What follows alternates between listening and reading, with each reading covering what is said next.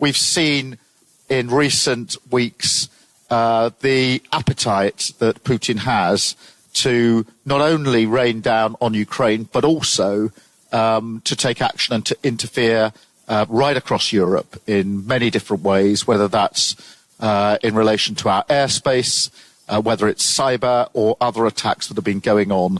They are unrelenting and they show an appetite to continue this, and we must fight it with everything that we have. And it's a reminder for all of us, Vladimir, that this is not just a question of Ukrainian sovereignty, it's a question of the values and freedoms of all of us, particularly in Europe, and that we are all in this fight in relation to the Russian aggression. We've done a lot of work on the coalition of the willing. I'm not going to go through that here, other than to say that we must always remind ourselves that the coalition of the willing, the security guarantees, what we've done to try and ensure that if there is a ceasefire, it is just and lasting, mustn't sort of seduce us into thinking that the work is over in terms of supporting Ukraine now. And so the first point really is to be really clear that we must continue that support for Ukraine, notwithstanding the work of the coalition of the willing. And that means putting Ukraine in the strongest possible position.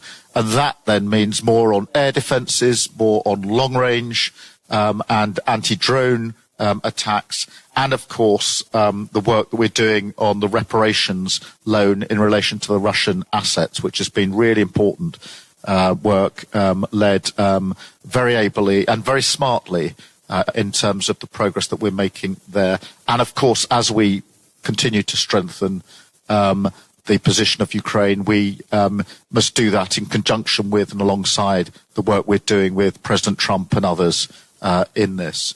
The second thing is that we must always look to strengthen NATO. We had an excellent summit earlier this year, Mark, very, very successful, where I think NATO emerged at the end of that summit stronger than we went in, more united, with real resolve and focus. And we need to keep that because, you know, whether it's air defences in Poland, where we, the UK, sent planes across, whether it's the work that we've had to do in the last week or so here with NATO allies working with you to counter the drones. That means that we're here on a beautiful day having our meeting, which wasn't necessarily guaranteed this time last week. I think that shows that we have to make sure that through the framework of NATO we support each other against this aggression and interference.